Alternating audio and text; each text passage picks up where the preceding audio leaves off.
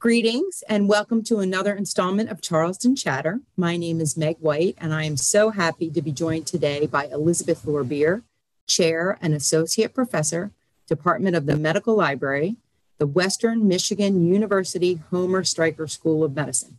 Phew. Liz is a longtime Charleston Conference attendee and a leader in digital transformation of medical education, clinical and research information. Liz, welcome to Charleston Chatter, and sincere thanks for taking the time to talk with us today. Thank you. Thank you for having me. I really appreciate it. Nope. Gonna go over a lot of topics today. Short little amount of time, but lots to talk about. But I'd like to start with, if we could, you were one of a group out of about 3,000 total attendees, 2,500 hybrid at the Charleston Conference this year, 500 brave explorers in person in the city of Charleston, actually on the ground, made the trip. Can you talk a little bit about, you were one of them, can you talk a little bit about what it was like to be back in person as we continue to emerge from COVID restrictions? Sure. So, I've been locked away in my home for the last 25 months. And I was really excited to travel to Charleston, South Carolina. And I want to just give a shout out, lots of kudos to Leah Hines and Beth Bernhardt and Katina Strauch for putting together an amazing conference and really thinking through safety protocols. I felt very safe attending and traveling to Charleston. So thank you very much. It was wonderful to go in person and see people. In fact, I felt re-energized. I had been feeling stale lately. And so I came back very re-energized, lots of really great ideas. I didn't see everybody I wanted to see, but I did see a lot of really good friends. I got to see you. I got to speak to you, and it's been a while. So but I got to see a lot of people and talk and get to sit in the conference halls, which were, we practiced social distancing, was really safe. I am going to say this, it's probably the only time in the last 20 some years I've ever had a seat at every session. And I could pick my seat. So that was really true. At one point, I might have been the first person at breakfast because I have learned for many, many years, get there early. And at one point I was the first person at breakfast. So I had a really good time. I really enjoyed myself, but I really encourage everybody, if you feel safe, definitely go next year in person. Charleston is a beautiful place. Very safe to go there. I just felt really great going. So I can't say that for every place I've gone to, but this conference was done really well. Well, and I would have to agree with that. Social distancing, masking, proof of vaccination. I think, there was a lot of care taken to make sure that everyone was safe and could still be there on site. It's funny talking with Katina. She was excited to see what it would feel like with that many people in attendance, because it felt like one of the Charlestons of old, if you will. We're fortunate that so many people love to gather for this conference, and it's gotten so big over the years, but she really felt like this was going to feel like a throwback where you could get a seat and you didn't have to arrive and be the early bird catching the worm to get your breakfast. So, I would agree with everything you said, especially around, it just, you couldn't have done what you needed to do there in terms of networking and talking with people if you didn't feel confident about the various protocols that were in place. And I think that the folks on site, Leah and Katina and Beth and their team did a really good job of that. So kudos. And, fingers crossed for next year. Although I will say, mentioned those 2,500 virtual attendees. I do think that just in terms of the audience that we can reach, with the conference, I think there will always be, perhaps in speaking out of turn, maybe Leah should be the one to say this, but I think there will always be a very strong virtual component. It just gives so many more people a seat at the table who, for whatever reason, COVID, budget, you name it, can't make that physical trip to Charleston. So. Oh, absolutely. So, all right. Well, thanks for that. And we're all back safe and sound. So you spoke at 2 sessions this year. One was specific to the challenges faced by libraries as they work to support open research. And then one focused specifically on trends in medical education and the library's role in academic medical education. So I'd like to touch on both of those today, if we could. Just going through here.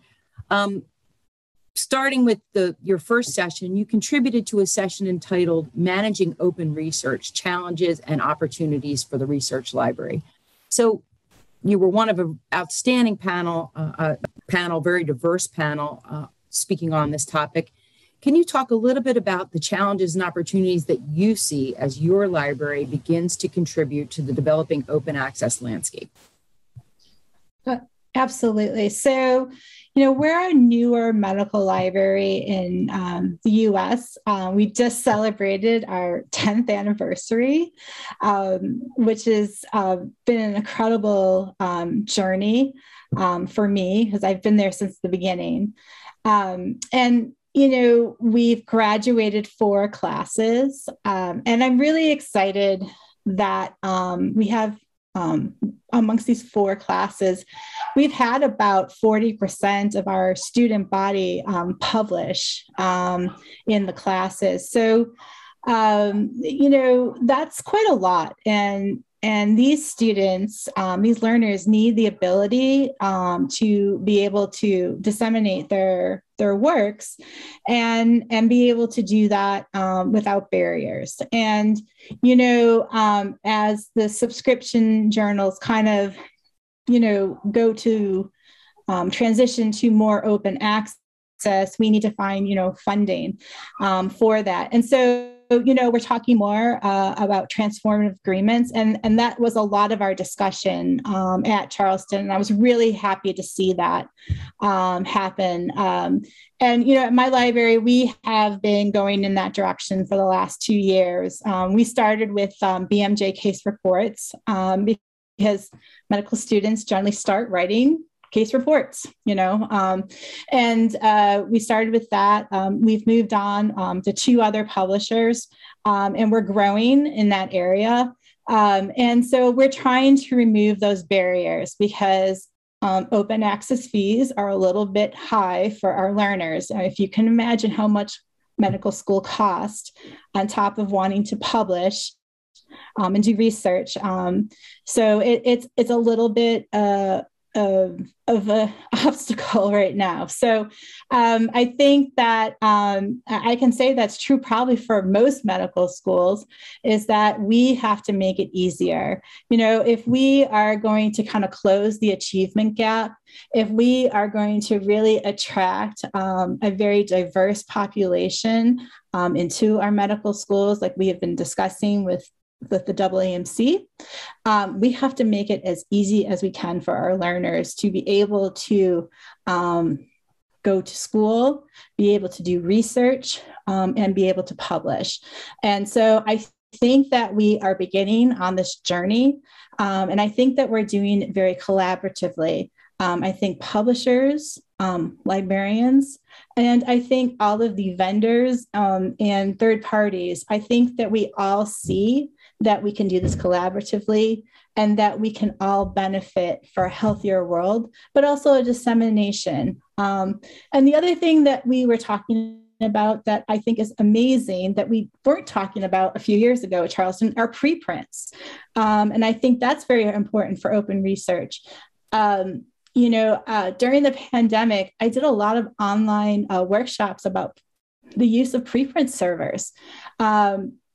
And our learners really just did not know about them. And, that was another way of getting their research out there. Because, medical school is a very action-packed. I mean, I do not joke. We do not have semesters. We literally go 52 weeks out of the year. We do take a week or two break here and there, but we go for 4 years straight. And so preprint servers are a great way when we do take research blocks to continue to work on our research to disseminate until we can get to final publication. And so we had great discussions there. We talked about open data and putting out data sets. A lot of great discussion amongst the publishers and vendors there. I was really very happy to see that on Tuesday with the vendors. And if you haven't had a chance, please go online and see the vendors there, because I think there was great representation by several of them.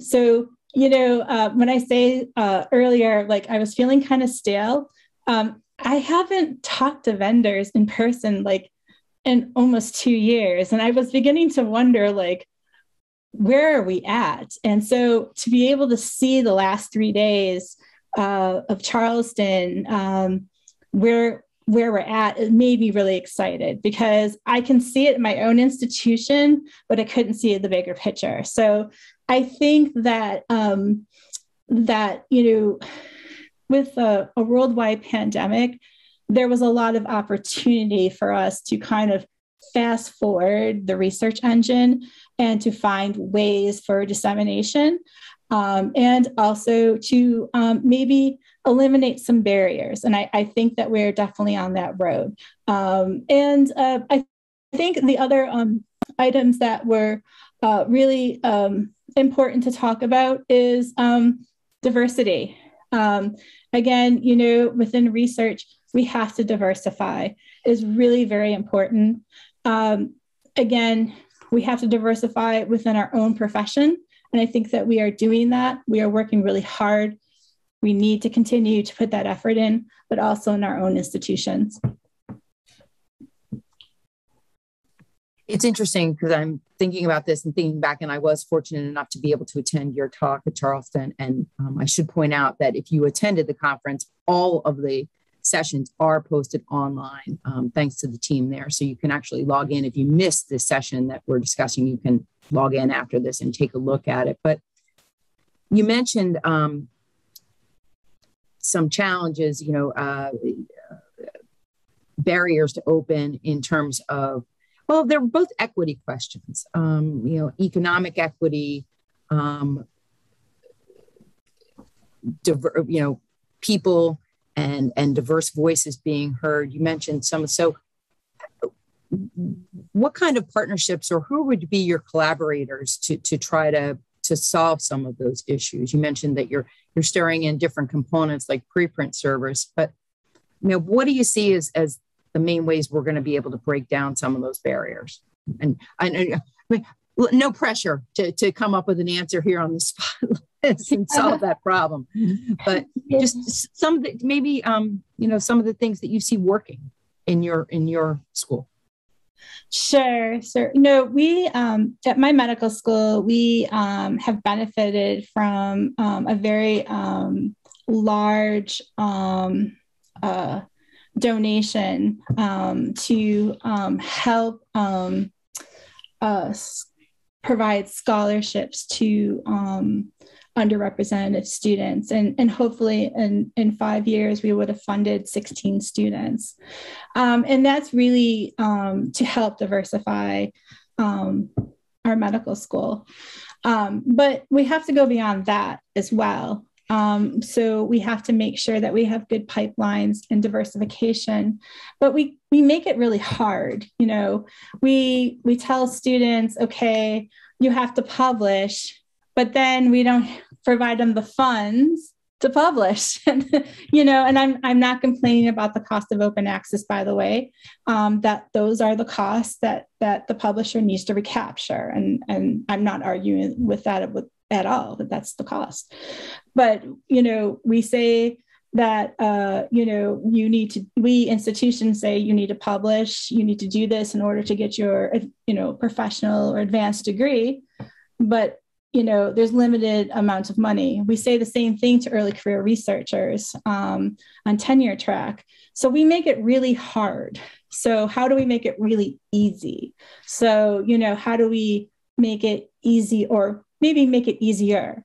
And so, I was talking to one of my publishing colleagues and I said, instead of let's talking about subscriptions, let's talk about how do we make it like open access fees? Like, let's stop talking about subscriptions. We've been talking about subscriptions for years. Let's just change the narrative.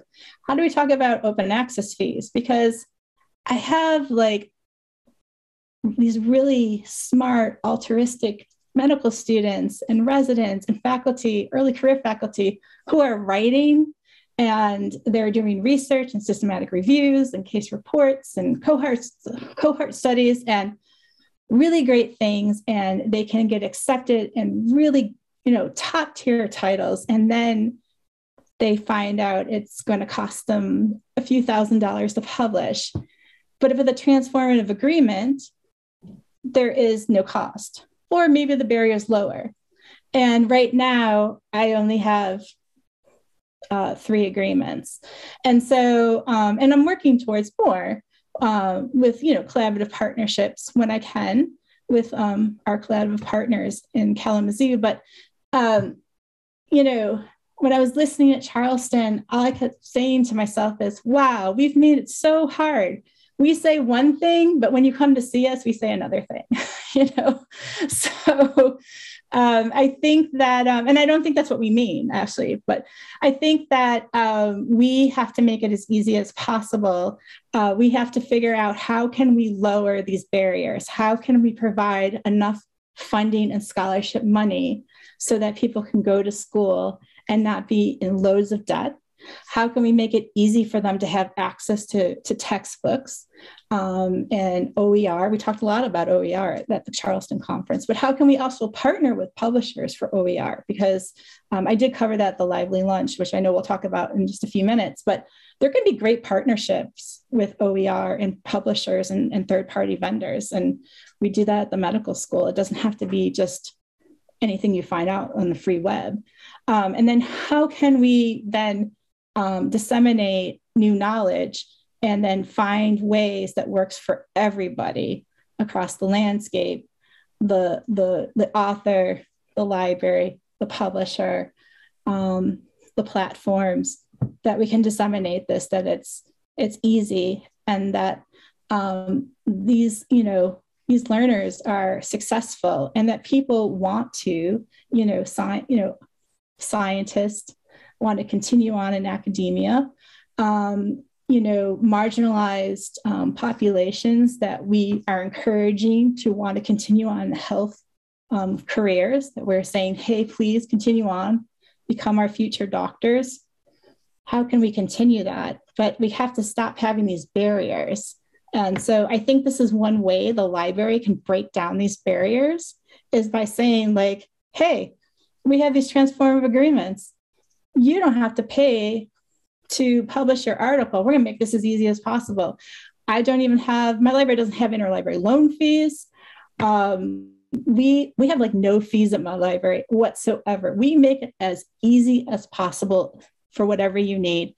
And even that we don't, their school doesn't charge for the use of epidemiologists, biostatisticians. We have research navigators. We have IRB specialists. We have sponsored research experts. We have a medical editor that will help you. We have so many people that will help you at our medical school so that you'll be successful. It doesn't cost anything. You got to send a few emails. We all know each other, and you can get things done because we want you to be successful. So it's about breaking down barriers and getting people to where they need to be. And I think that's what's going to make my medical school successful. And that I hope 5 years from now, that when we talk, that we see a definite change, that I can report back to you that we were successful these past 5 years, that we have published more, that we've have a more diverse population, that we've discovered more, that we've healed more people. It's interesting because I really do think that whether it's because we hadn't seen each other in so long or what, there was a real sense of shared mission around this question in Charleston. Now, We'll see how that plays out, but I do agree with you. You could feel that energy, and I think people genuinely trying to seek answers and a realization from all parties that the solution has to be sustainable. So I think there's that piece there. And I also think you've hit on something very important here. Many times in scholarly publishing, we are not perhaps as focused as we should be at training that next generation of scientists, of researchers. And I think the library, as you've hit upon, lowering those barriers, making that a comfortable place for these students, for these early stage researchers, I think that's a really important role. So thanks for pointing that out. Okay, I would like to, if we could move on to the second panel that you participated in and focus on your comments at the annual Health Sciences Lively Lunch, a well-attended and definitely a Charleston tradition. You focused on trends in medical education and the role of libraries in medical education, and pointing out you come from a fascinating background, because when you came to Western Michigan in 2013, you were the founding director of a library that would support a brand new baby medical school. And your position was at the time that the library should be built with a digital first orientation. Can you talk a little bit about that, how it started in 2013 and how it's going? Oh, sure. So when I arrived in 2013, there was just nothing except a laptop and an office. So I used to go around and say, if there is a librarian, there's a library. And I still say that. So fast forward 2021, there is a library, there is a digital library, and we tinker with it all the time. So we've gone past my first library, and I'm pretty sure the library is now a teenager.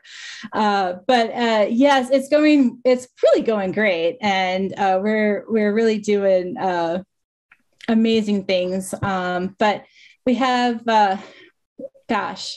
we are using LibLink software, and we're using a library portal so people can boutique their own library page, so they can make their library page look however they want to. But we also have a public landing page as well. And so that's been really fun. And it's been interesting to see how people boutique their pages of things that they want. So I have some users who are in certain disciplines, and they just boutique all their bookmarks on their page, and they just love what they have. And then I have other people who just want the public landing page. So we do whatever the user wants. I tell them, whatever you want, we librarians are going to do for you. So it's worked out really, really well. We have a pretty small population. I should probably tell you that we have about 335 students, 226 residents, and we have about 300 faculty and staff. So this is why we can do what we can do. So I just want to make that clear. We're a pretty small operation, and this is why we can do some boutiquing and really offer the services we can. But yes, we've just been having fun the last 10 years. We always have our tea cart out. Fridays is donut day. We can now put out donuts. It's now safe to put out donuts. Before, we had Twinkies in the little wrap.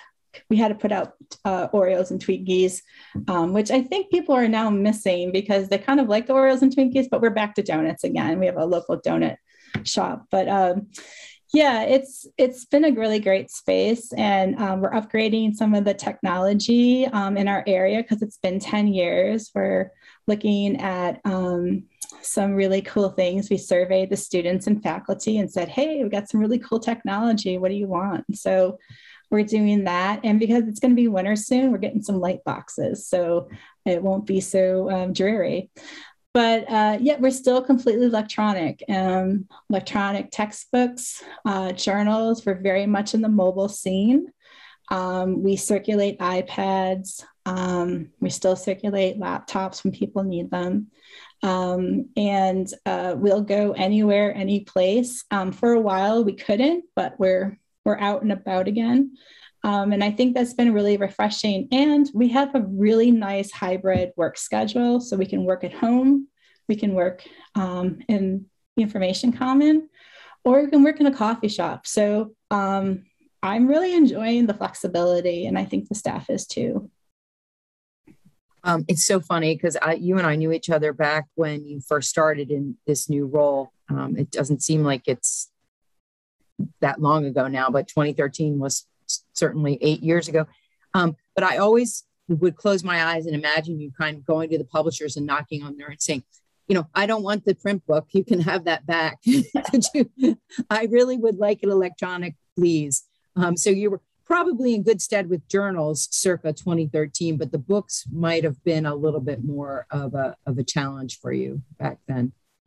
So, and I'm sure now moved beyond just the books and journals. I'm sure tools of any number of variety, in the educational space for your students. So, I am conscious of time and I'm taking a look at that. So again, I will remind the audience, if you'd like to see the Health Sciences Lively Lunch, Liz kicked that session off as a speaker, but there were many health sciences librarians. So if you're at a hospital or even an undergraduate library that supports physician assistant and advanced practice nursing, I would encourage you to take a look at that session as well at Charleston Hub. So to wrap it up, we talked about your sessions at Charleston as a speaker. I'd love to hear as an attendee some of your highlights. What you mentioned that you got re-energized. I did as well, but what really caught your attention? Oh gosh, there was just a lot. Well, first of all, this is like the first time that it's been recorded where I didn't have to run back and forth to try to catch all the speakers and divide and conquer amongst colleagues to hear like all the talks. It's always the complaint at Charleston. There's too many good sessions and I can't be in two places at one time. Yeah. So I am really am listening to a lot of the talks. And so I have made it my mission for the next 2 months to listen to everything. And I normally, I would have approached Charleston completely different, kind of like focused on things that I had to know. And this year I went to things that were completely out of my wheelhouse that I had never had any clue about. They were like, I'm in the medical sciences and I met librarians who were like in the arts and humanities. And I'm like, I have to know what this is about. I have no idea what this is, but this looks like super cool. So I did a little bit of that. I wanted to know about digital archives and what they were doing with African studies. And I just went to some really neat talks about just how different approaches in that side of the house. And I had never met these librarians before, but they looked like they were having a really good time. So I have to say, like, and not only that, it turns out that they too like to get up early and go to the breakfast because they said, aren't you the person that was there early? I'm like, yes. So yes, I definitely got out of my wheelhouse and I took some risk. I did that. I also, I wasn't able to go to the Scholarly Kitchen because it was a competing event with one of my talks, but I did. I definitely encourage you to go to that. I'm a big fan. I read the Scholarly Kitchen, so I definitely encourage you with that as well. I caught on Saturday, a lot of people like to leave early. I am the type of person, I will stay to the last minute, the last session at the Charleston. I caught some really great sessions on Saturday on data and how we're using data and selecting of resources and all of that. So I encourage you to catch the Saturday sessions were really great. They had a geology student who they found her paper through a preprint server, and she talked about some of the challenges that she had had. And so I thought she did a great job. there. There were some really neat posters. I caught them online. Please check out the posters. I actually get a lot of ideas from posters because sometimes they're just not, they're like research in the making. And I know like in the future I'll see them. So I kind of like get some good heads up there. So definitely the posters. Darrell Gunther, he had a bunch of sessions that kind of like innovative sessions. And there were some things I'm like, I'm not sure how I would ever use them, but they look cool, And then there was other things I'm like, I don't think I'd use them in the library, but I'd use them in my personal life. so I thought that was really neat. So he had a few things as well. I would catch those innovative sessions. I have to say the vendor, and unfortunately, I don't think the vendor sessions are captured online. They have like those breakfasts, but some of the vendors I went to the breakfast and lunches, like which librarian doesn't do that? But I went to some of those and they had some speakers they had invited and they were really good. And I wish that they were captured. And they talked about the role of the librarian and some of the innovations that were going on with some of the products. So if there's an opportunity to go to the vendor portal at Charleston and see them, hopefully they've been recorded. I really encourage you to do that. It was just so nice to see where the technology is going. Again, without the opportunity to talk to a vendor, just to see it was really great. I'm not going to lie. I picked up some amazing pens. I I came home and my children are like, let's see the pens. I have to be honest. I'm not using it right now, and I'm going to cover the vendor name because it's not a commercial, but I got a Circle Light. So yes. There were the vendor showcase in person was sold out and the swag was on full giveaway. So I'm with you on that. Here's mine. So. I did not get the Circle Light, but my roommate did. And I was like, I could trade you this for the Circle Light. And she was like, no. So good for you. Yeah. And so I think that was really good. It was, I think that the keynotes, there was some very powerful keynotes. The Public Internet Archive, I'm probably getting the names mixed up, but that speaker was very powerful. Just some very powerful keynotes that really spoke to me, that some things I hadn't really thought as deeply about. And again, just talking to people, and also, again, just seeing people and hearing their talks and just putting things together, because there's something about going through a pandemic and being all alone. And, when you're a librarian, you read and you see things, but it's when you're together with people and you're able to put things together, at least that's how I work, and you're able to scale it and you're like, it makes sense. So for me, it was a really good experience. I kind of like felt alive again, and I'm probably going to ruin Thanksgiving for my family while I'm like, I got all these ideas. They don't let me cook. Apparently I'm not a good cook. Liz, I'm not going to comment on your cooking, but it has just been tremendous to know you for the last decade or so and to watch the impact you've been able to make and continue to make. So thank you for attending Charleston. Thank you for taking the time to talk with us today. And, keep doing what you're doing, and we'll certainly be following with great interest. So thanks for your time. And I am Meg White signing off for this edition of Charleston Chatter. Thank you. Thank you.